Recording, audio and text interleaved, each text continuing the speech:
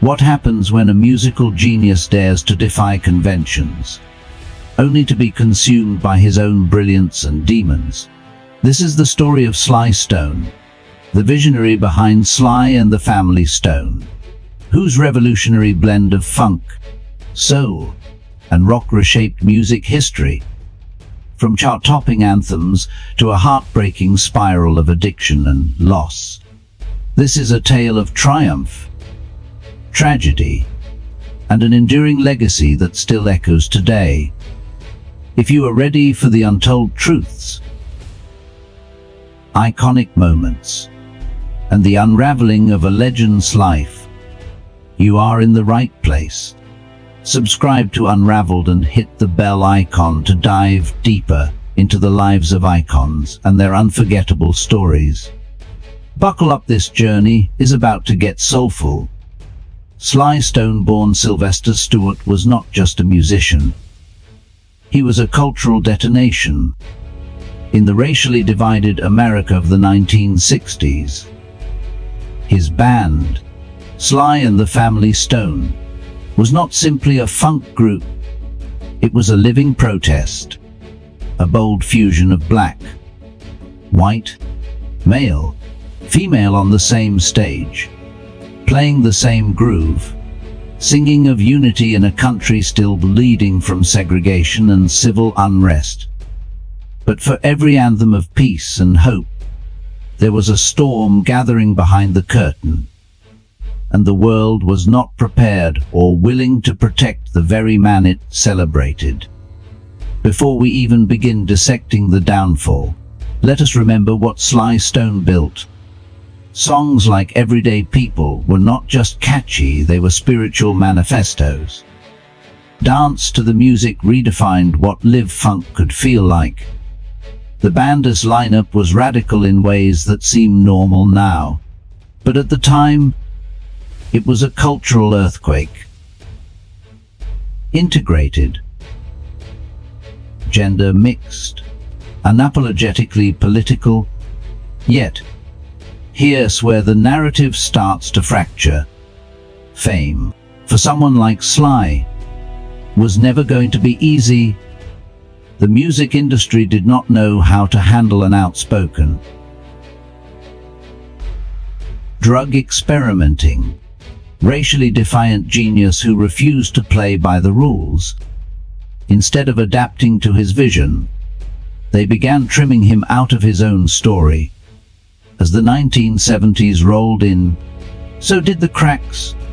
Sly's increasing reliance on cocaine and other substances collided with the mounting pressure of success. Shows were cancelled, band members walked out, contracts soured, and the revolutionary who had once rallied millions with joy and rhythm became a recluse. Increasingly paranoid, increasingly isolated, and eventually silent, the industry did not come to save him. The press that once wrote praises fell quiet. His financial advisors allegedly stole from him. His royalty checks stopped. And while his music lived on, sampled and celebrated by generations of artists, the man himself was vanishing slowly, painfully into a life no one wanted to witness. This was not a fall from grace. It was an abandonment, a slow erosion of a black genius in plain sight. And yet no one asked, why was Sly Stone left behind by the very industry that profited from his vision? Why did no one intervene until it was far too late? What we are left with is a cautionary tale, not about self-destruction, but about collective neglect. A man whose innovations shaped the narrow funk, soul, and hip-hop, yet who, by the late 2000s, was reportedly living in a broken-down van in Los Angeles. And no, that is not poetic hyperbole. That is documented, all under oath in lawsuits, reported by journalists, and confirmed by his closest confidants. But the most uncomfortable truth: even when Sly sued his former managers and won a multi-million-dollar judgment in court, the money did not come. Bureaucracy. Countersuits. Alleged financial obfuscation. It all added up to a tragic punchline. A man fighting for the fruits of his own genius, while the world enjoyed his sound for free. This is where we begin. Not with the glory, but with the silence that followed it. Because the world remembers the hit songs, but who remembers the man? So how did it come to this? How does someone who redefined music end up invisible? Part of the answer lies not only in the music industry's indifference, but in the dangerous cocktail of fame, pressure, and untreated trauma, especially when layered with systemic racial neglect. As the 1970s marched on, the hopeful anthems of Sly and the Family Stone began to twist into something darker, more fragmented. The landmark 1971 album, There Is a Riot Going On, sounded nothing like the euphoric funk of earlier records. It was murky, cynical, drained of the optimism that once defined Sly's voice. Critics called it genius, but it was also a warning sign, a transmission from a man unraveling, overwhelmed by the very forces his music tried to heal. Let us be clear, Sly Stone was not simply losing his way. He was drowning in an environment that devoured brilliance and spat it out the moment it stopped producing hits. Addiction was just one part of the puzzle. There was also betrayal, mismanagement, isolation, surveillance. According to multiple accounts, Sly became increasingly paranoid, installing security systems in his homes, keeping people at arm's length, fearing sabotage from those around him. Some dismissed it as drug-induced delusion. But ask yourself how much of that paranoia might have been justified. This is where the narrative gets uncomfortable, because the decline of Sly Stone was not just personal, it was systemic. A music industry that thrived on exploiting black creativity offered him no safety net, no health care, no mental health support, no intervention teams, just a series of shady managers, convoluted contracts, and disappearing royalties. And unlike many white rock legends who spiraled yet were eventually rescued by the system, sent to rehab, welcomed back with comeback tours, Sly received no such redemption arc. His story was not considered profitable anymore. His chaos could not be marketed. His silence was not sexy. The spotlight turned away, not with a bang, but with a shrug. By the mid-80s, the man who once commanded Woodstock had vanished. No interviews, no new albums, just whispers, rumors of financial ruin, occasional sightings. Some fans thought he was dead, and maybe, part of him was. But here's the catch: his music never left. Hip-hop, especially in its golden age, leaned heavily on Sly's catalog.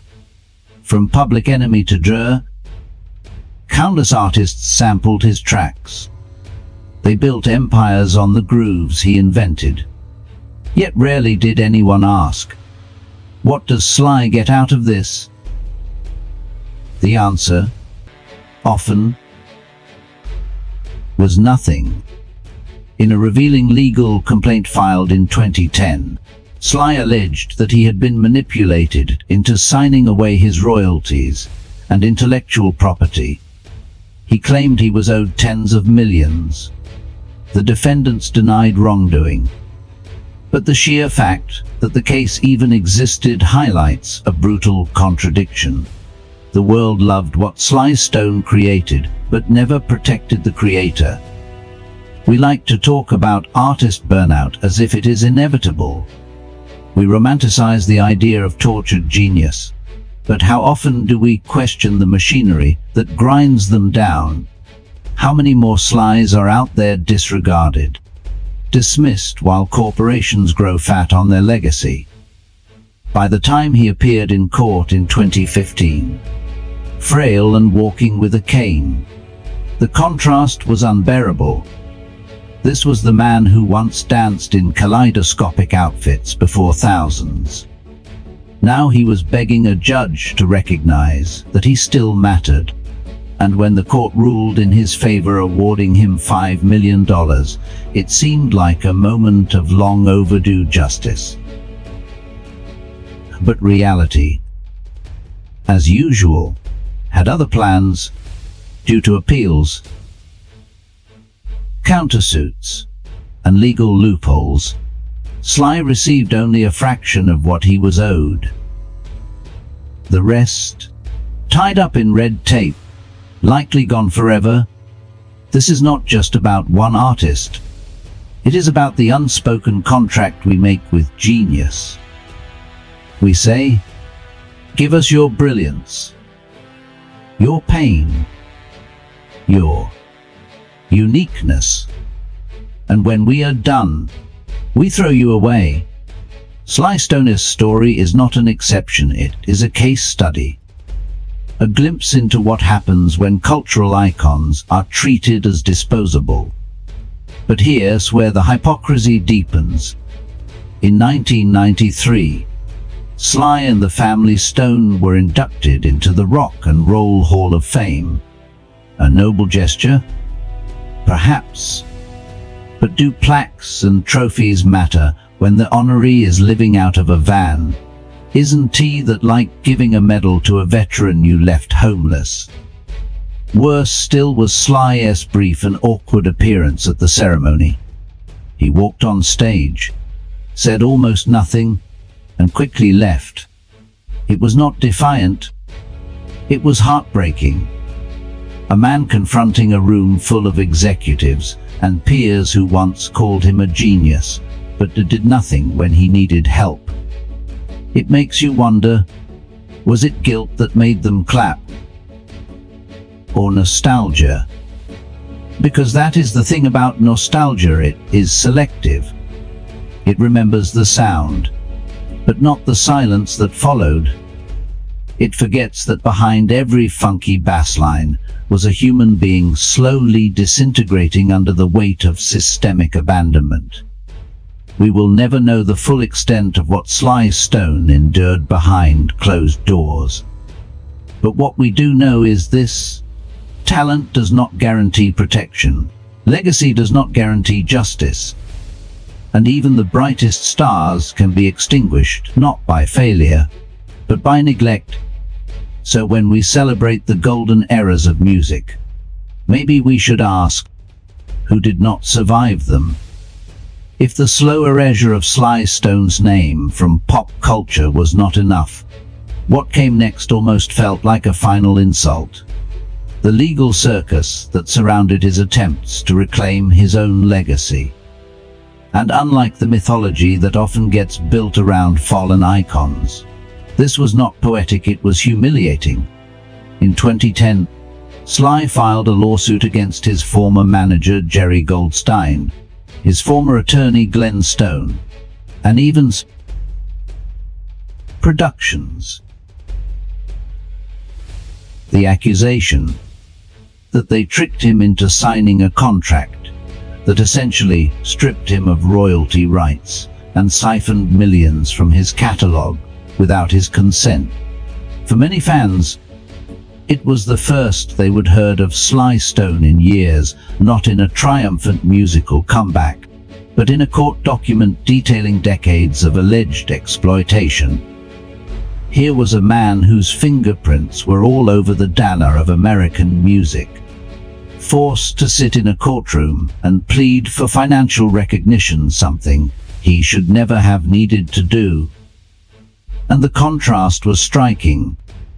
While his music continued to fuel generations of hits resurfacing in commercials, soundtracks, and sample-heavy albums by hip-hop titans, Sly himself was living in poverty. One of the most devastating revelations came during the trial. At various points in the early 2010s, Sly Stone was quite literally living out of a white camper van in Los Angeles, parked in random driveways, sometimes staying with friends, other times alone. No mansion, no studio, just faded memories, a few old demo tapes, and an oxygen tank. He was already suffering from chronic respiratory issues. It is one thing for an artist to fall into obscurity. It is another thing entirely for that fall to be orchestrated by the very system that once cheered them on.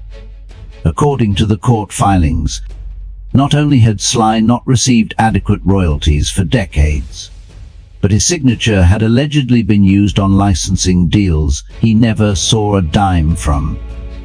And when you realize the sheer volume of Sly's music being sampled or reused in modern media, the financial disparity becomes even more staggering. This was not just a case of bad contracts. It was an indictment of how intellectual property law, combined with music industry politics, often serves to disempower the creators it claims to protect. In Sly's case, the courtroom became a final battleground, a place where he tried to pull his own name back from the jaws of legal ambiguity and industry betrayal. The ruling in 2015 initially seemed like a breakthrough. A Los Angeles jury awarded Sly Stone $5 million in damages. Headlines exploded. For a moment, it looked like justice had arrived, albeit far too late. But the celebration was short-lived. Appeals began almost immediately. Legal fees piled up. Collection of the judgment was slow and uncertain. Some reports suggest he only saw a fraction of the money. Others suggest it vanished in the complex labyrinth of legal technicalities and asset shielding by the defendants. Once again, Sly was caught in a system that seemed far more interested in procedural combat than in moral repair. And still, despite everything, his music kept playing. Funk compilations, retro playlists, vinyl reissues,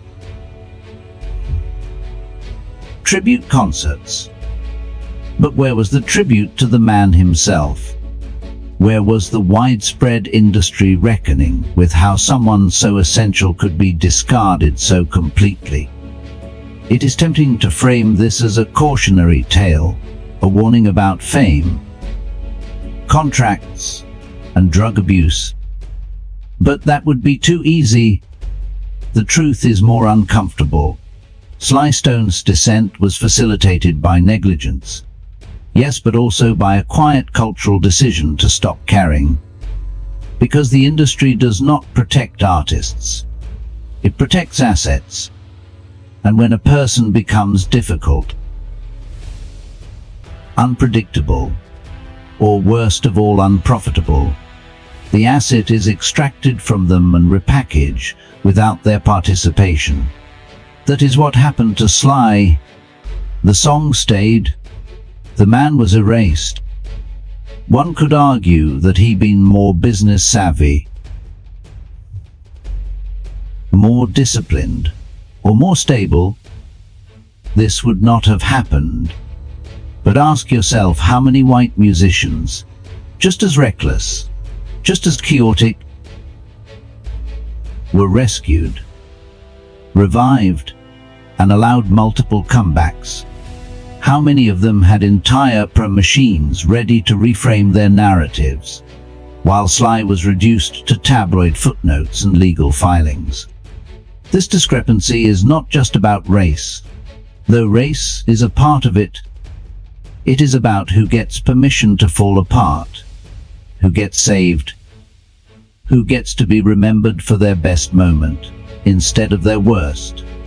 Sly Stone had no pro-team, no handlers, no foundation, no label behind him offering legacy support. He had his music, his failing health, and the scraps of legal victories that never quite translated into redemption. And yet, somehow, he never gave up the fight to be recognized as the rightful owner of his work. There is something tragic and yet profoundly dignified about that. Even as his body weakened and his voice cracked, he kept showing up in court, asking the system to look him in the eye and admit what it had taken. It is hard not to wonder what could have happened if anyone in power had stepped in earlier. A fellow artist, a major label executive, a legal advocate. But no one did, and by the time the public remembered him, it was already too late to undo the damage. Which raises the real question: are we, as a culture, complicit in this? Do we only care about our icons when they are convenient, when they are clean, well lit, and ready to entertain? Because if we can watch a man like Sly Stone fall through every possible crack in the system and still convince ourselves it was all just bad luck, then maybe the system is working exactly as intended. And if that is the case, then how many more will it forget? By the time the court battles subsided and the dust settled around what little restitution Sly Stone managed to claw back, a new question began to surface. Could he still find his voice? Not the voice that once electrified stadiums, but the deeper, internal voice, the one buried under decades of pain, silence, and betrayal. In 2023, against all odds, and to the surprise of even his closest followers, Sly Stone released his memoir, Thank You Fella Tim Be Myself Again. The title, a callback to his defunct 1969 anthem, was both a nod to the past and a subtle provocation. Was he finally being allowed to be himself again? Or was it too late? The memoir did not come from a media-savvy campaign or a ghostwritten purse stunt. It came from collaboration with Questlove musician, documentarian, cultural archivist, someone who understood Sly's place in history, and more importantly, his humanity. It was not framed as a comeback, but as a reckoning, and what emerged was something far more powerful than a music career revival. It was testimony. In the pages of the book, Sly does not beg for forgiveness or wallow in self-pity. He does not attempt to rewrite his legacy or blame the world for every misstep. Instead, he tells the truth as he remembers it, fragmented, erratic, often poetic, occasionally painful. His voice, though aged and filtered through time, is unmistakably his own. He writes about childhood, a devout Pentecostal upbringing where music was both salvation and restraint. About the early days of building the family stone, not as a gimmick of diversity, but as a sincere attempt to reflect the future he believed America could become. He describes the first time he felt the crowd move as one to his music, and how addictive that moment became. But the memoir also drifts, as does his memory, into the years of disorientation, there is a haunting repetition in how he recalls being left behind by bandmates, by lovers, by institutions, by fans, not out of malice, but apathy, as if the momentum of the world simply moved on, and no one bothered to look back. And yet, even in his most broken recollections, there is humor, wit, the glimmer of a man who has not lost his perspective, even if the world forgot to ask for it. The deeper you read, the more you begin to realize this is not just a celebrity memoir. It is a survival document, the account of someone who did not just outlive fame, but outlived erasure, and in doing so, managed to stitch his identity back together not as a funk legend, but as a man who once believed that music could heal the world. It is hard not to feel the gravity of what that means in a world so often driven by metrics, followers, streams, ticket sales.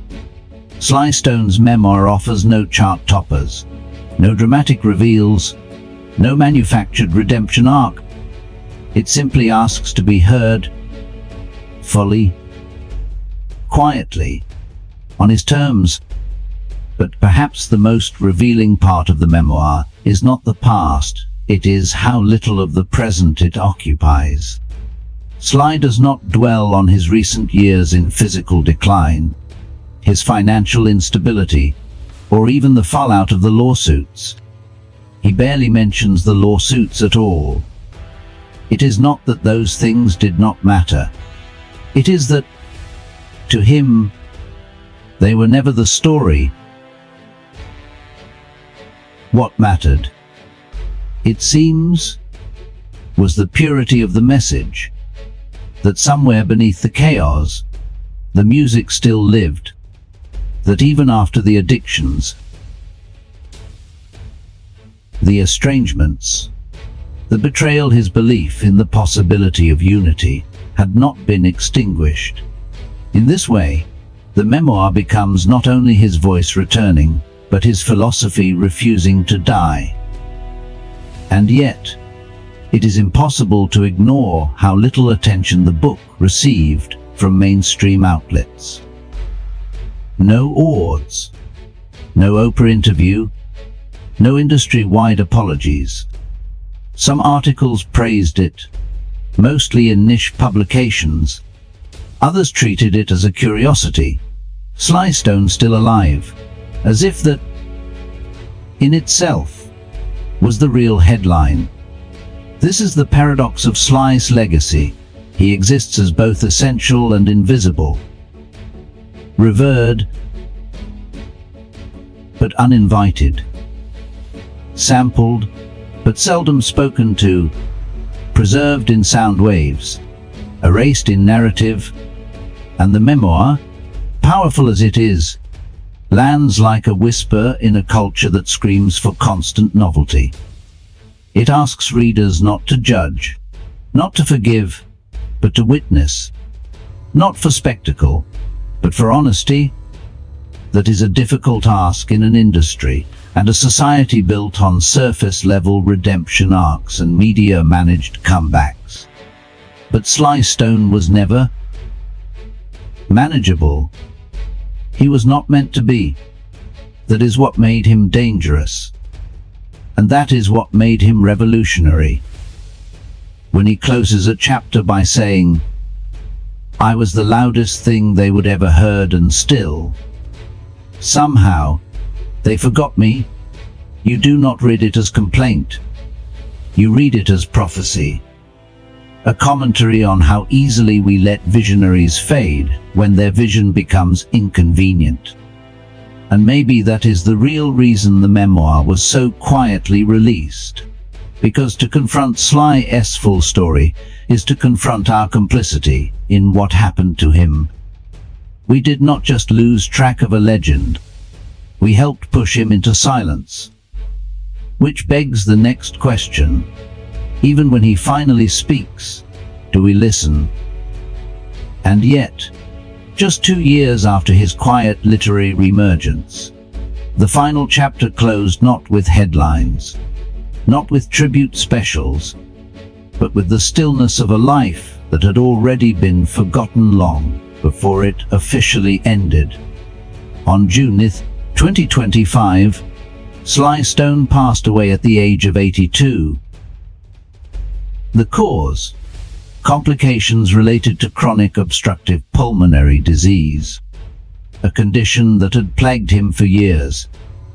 There was no media frenzy, no wave of mourning celebrities. Just a short family statement, a few dedicated obituaries from niche outlets, and then silence. The kind of silence that felt painfully familiar in the context of his life. It was a tragic but fitting epilogue for someone whose existence had been progressively muted by an industry that once amplified him for profit. His death was not treated as a national loss. It was treated as a footnote. And in that moment, we were reminded again of how we selectively grieve, how we reserve public reverence only for those who fit the narrative arc we prefer. The triumphant, the presentable, the commercially safe. But Sly Stone was none of those things. He was messy, elusive, defiant, and because he never made peace with the machine that once consumed him, he was denied the glossy ending afforded to others.